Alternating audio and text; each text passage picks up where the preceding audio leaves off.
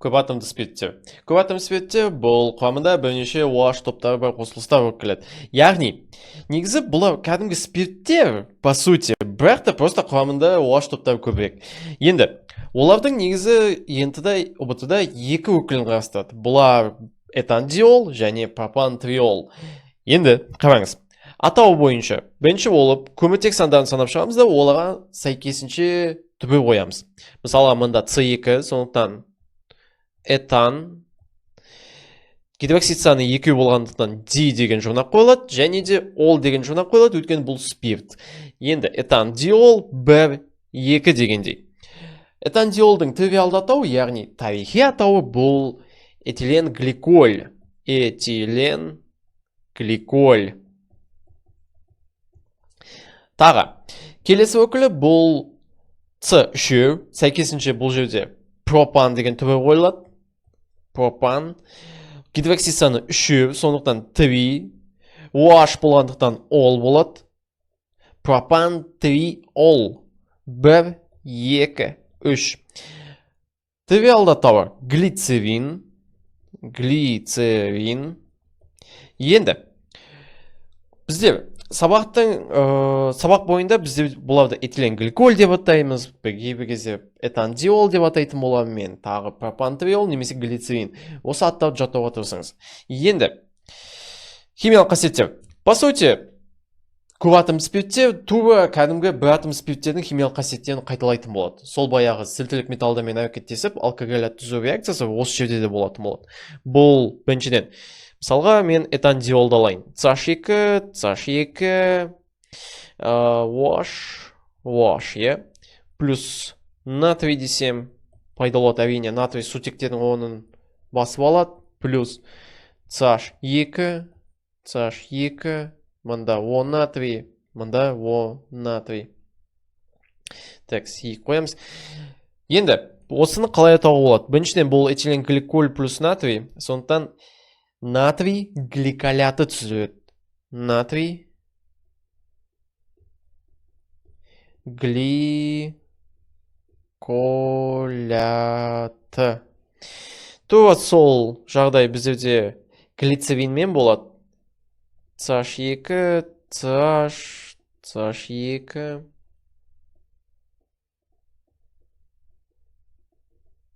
OH. Плюс мысалы, калий десем. Сутектерді шығарып тастаймыз. Калий сол сутектердің орнын басып алады. Пайда болады бізде CH2, CH2. Текс. Мында. О, калий. Окей. Сонымен, бұны қалай айтсақ болады. Глицеринді бізде глицерат деп атаймыз. Яғни калий глицераты.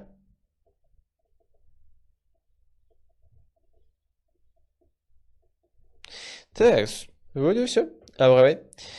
Гидрогалогендермен орын басу реакциялары. Так.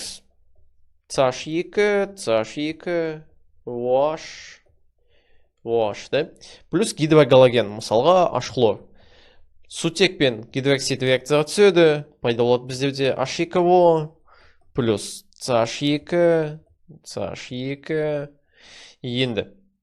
Қараңыз, егер мен бір жерден ғана OH тауып тастайтын болсам, басқа жердегі ол сақталып қалады, мында хлор ғана қосылады. Пайда болады әрине біздерде 1, 2 хлор, этанол. Текс.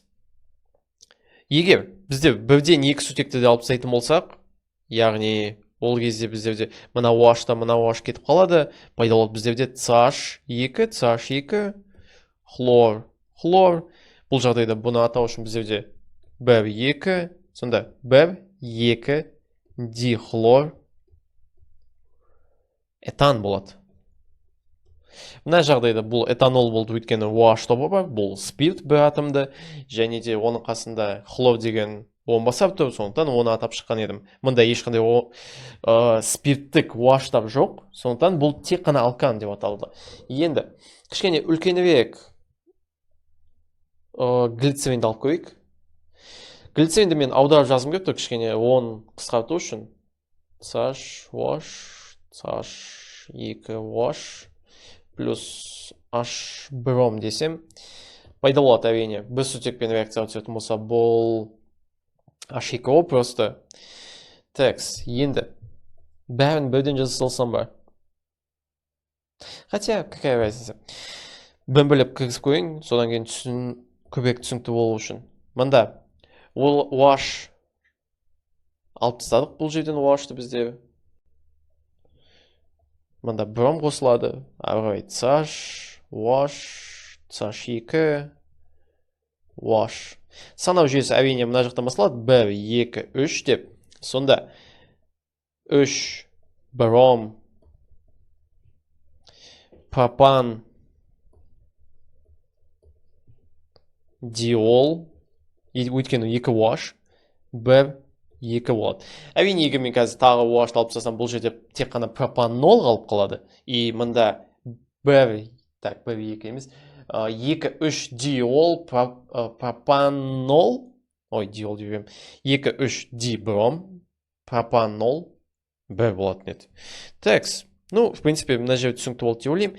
Енді, ары этерификация реакциясы. Енді қараңыз, біздерде алдыңғы сабақта этерификация реакцияларында бұл спирт плюс карбон қышқылының реакциясы еді. Мында енді біздерде көп атомды спирт болатын болса, бұл реакцияны қалай жазуға болады? Текс, қараңыз, CH2 OH, CH2 OH плюс карбон қышқылы CH3 COOH, плюс.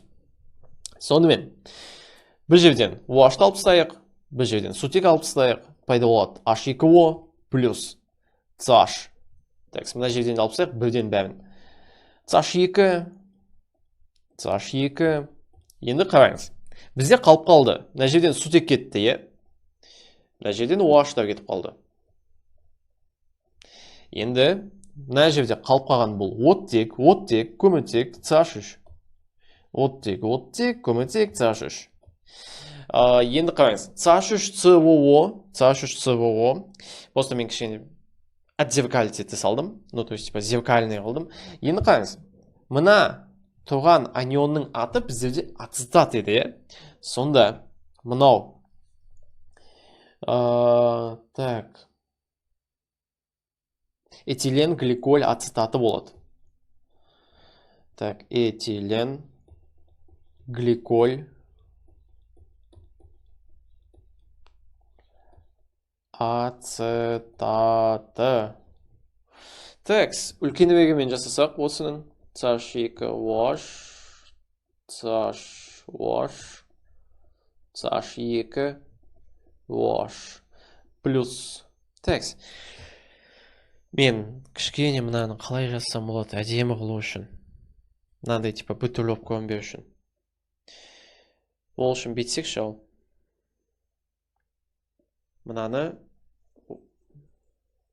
басқаша қылып жазып көрсек. Текс. Бірінші болып CH3 COOH жасық плюс HO CH2 CH2. Текс. Енді қараңыз. Мына жерден сонда OH-ты алып тастаймыз. Мына жерден сутекті алып тастаймыз. Пайда болады біздерде CH3 COO CH2 CH CH3 COO CH3 COO и CH2. Сонымен, пайда болады әрине біздерде текс плюс H2O. Бұл жерде мұнда 3 болу керек. Текс 3. Енді бұны қалай айтсақ болады?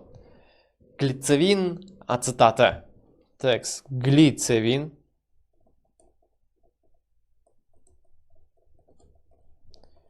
ацетаты. Текс, все.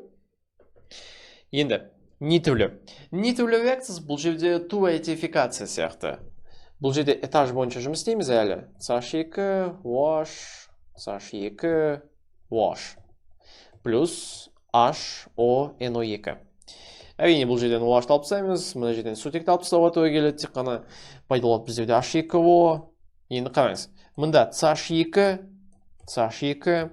Мына жерлерде оттектен қалып қалды, иә? Ол жерге NO2 қосылады. Сонда пайда болады біздерде NO3.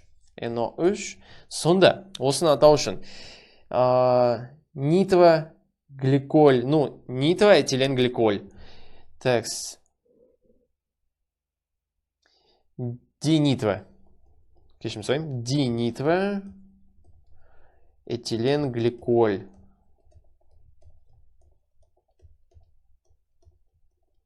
Мында егер үлкенірек глицеринді алатын болсақ, CH2OH, CH2, CH2 снес. Так.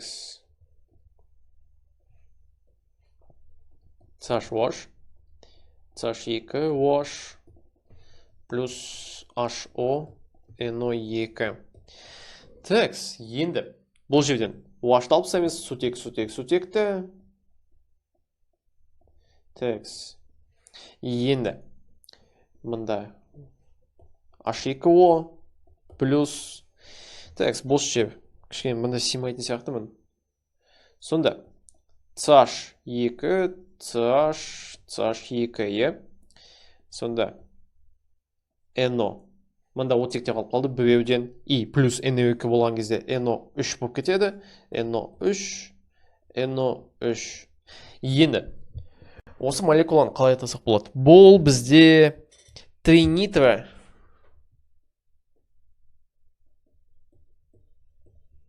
глицерин.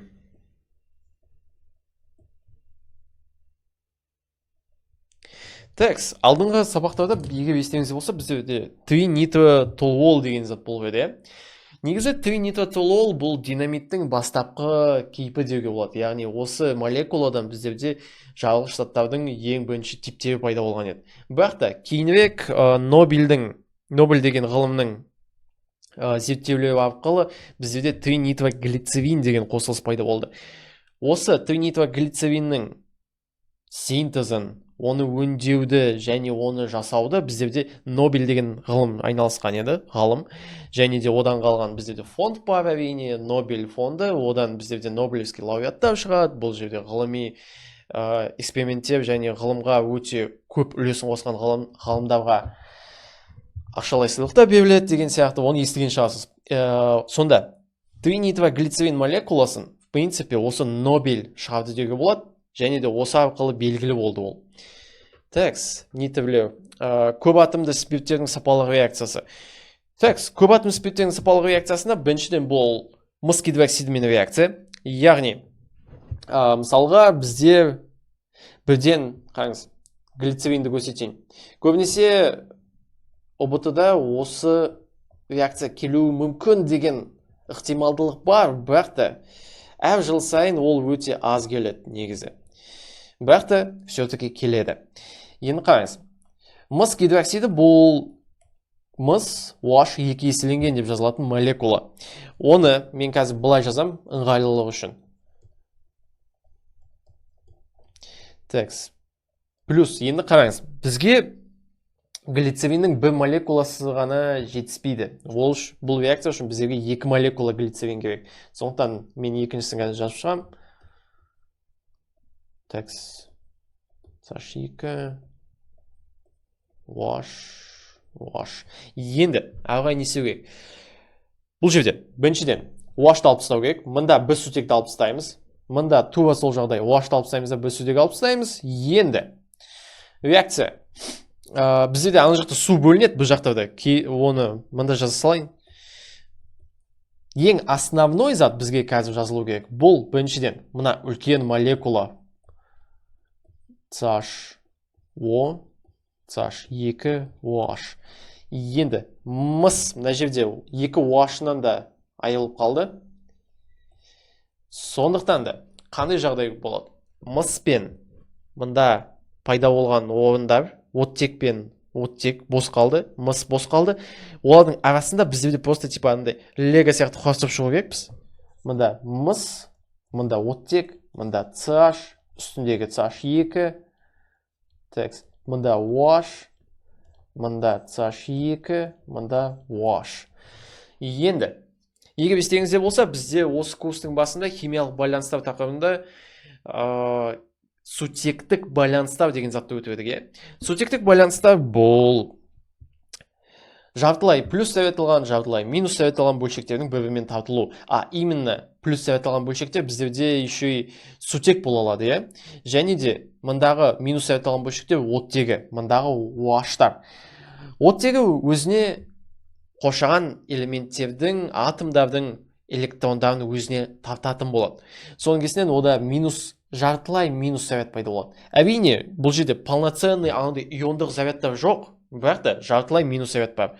Мыс бұл жағдайда өзінің электрондарын екі шетке бөліп отыр, оттекке беріп отыр кәдімгідей. Соның кесінен мындағы OH-тардың иондары бүйтіп мысқа тартыла бастайды. Соның кесінен біздерде дополнительно мына екі оттекпен байланыстан басқа біздерде тағы сутектік байланыстар осы молекуланы тартатын болады былай. И соның кесінен бұл молекула тұрақтанатын болады. Молекула үлкен, молекула өте объемный прям, бірақ та осы тартылыс күштерінің кесірінен және де кәдімгі байланыстардың арқасында біздерде бұл байланыс, бұл молекула тұрақтанатын болады. Және де осы молекуланың үлкен массасына байланысты бұл тұнбаға айналады. Тұнбаның түсі біздерде көп тұнба болып келеді, сондықтан да бұл реакция көп атомды спирттер үшін сапалық реакция болып келеді. Енді алу жолдары. Алу жолдары бойынша біздерде көп атом спирттерді алкендерді тотықтыру арқылы алынады. Бұл мысалға CH2 плюс су. Енді қараңыз, егер мен просто су дейтін болсам, менде бір жерге қараңыз, су бұл H-OH, ал бұл жағдайда менде сонда бір жерге сутек кетеді, екінші жерге OH кетеді. Бірақ та бұл просто бір атомды спирт. Енді көп атомды спирт алу үшін біздерге тағы бір оттегі керек. Осы оттегіні біздер калий марганец 34 деген қосылыстан аламыз. Бірақ та мен калий марганец 34-тің жазуды жақсы көрмеймін, шын айтсам. Өйткені оны жазған соң бізде химиялық реакцияда проблемалар басталады. Қазір бірінші олсыз жазып көрсем, кейін сонымен бірге жазып көрсем. Енді қараңыз, мында OH, енді оттегіні қосу арқылы біздерде OH пен тағы бір басқа OH пайда болады. Сонда CH2, OH пайда болады. Енді қараңыз, менде H2O мында и плюс оттек дедім, оттекті мен мына калий марганец 34-тен алам дедім. Енді қараңыз, не үшін мен калий марганец 34-ті жазым келмейді? Потому что егер калий марганец 34-ті жазсам, менде мына қосылыстан басқа CH2, OH, осыдан басқа менде тағы калий OH, марганец. Так, мынаны кішкене әдемі қылып жазбасақ, почерк кетіп бара жатыр. Плюс марганец оксиді деген сияқты элементтер пайда болады, қосылыстар. Бұлардың бәрін мен теңестіріп отырған кезде көп нерв кетеді, шын айтсаң.